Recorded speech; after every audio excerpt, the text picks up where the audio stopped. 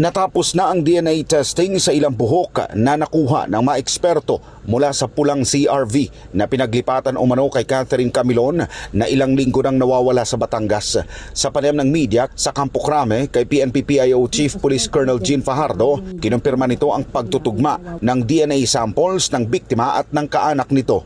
Nabatid na 17 hair strands at patak ng dugo ang nakolekta ng mga eksperto sa naturang sasakyan at agad naman itong isinailalim sa buccal swab collection. Meron na pong official result yung DNA examination na kinonduct po nila, but I'm not at liberty po to reveal kung ano po yung laman po ng kanilang findings. But what I can confirm sa inyo po ngayong umaga po ay yung hair strands po na na-recover doon sa red CRB ay nag-match po sa DNA profile po ng magulang po ng ating missing victim po. Ayon sa PNP, malaking tulong ang development na ito sa kaso para sa mabilis na paglutas at pagtukoy sa mga nasa likod ng insidente. Hindi lang basta circumstantial evidence ito, sir, dahil yung mismong pagkakamatch po ng hair strand doon sa DNA profile po ng nawawala po nating biktima sa magulang nila, this would prove yung presence nga po ng ating biktima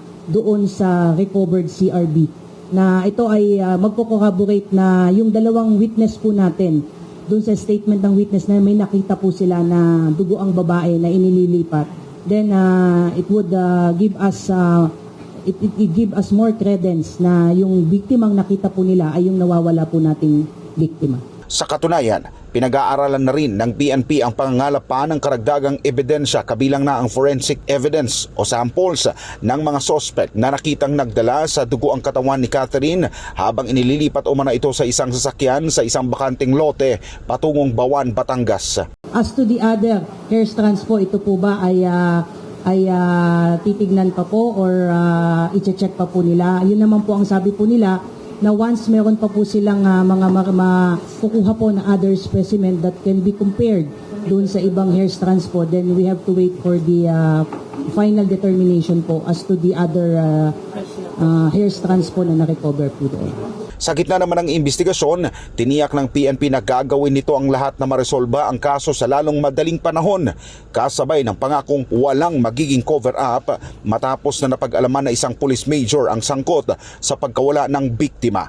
Kaya nga po, sir, natin siya in under restricted custody to make sure po na habang tumatakbo po itong kaso po na ito ay readily available po siya na sagutin at harapin ito pong kaso na ito. At gumugulong na rin po, sir, yung investigation po ng Regional Internal Affairs Service para naman po doon sa kasong administratibo na isinampa po natin laban sa kanya.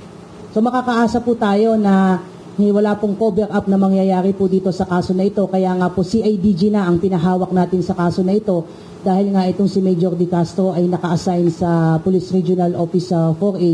At yun ang commitment natin, hindi lamang po sa pamilya ng nawawalang biktima, kundi sa buong bansa po natin na we will not leave any stone unturned, so to speak.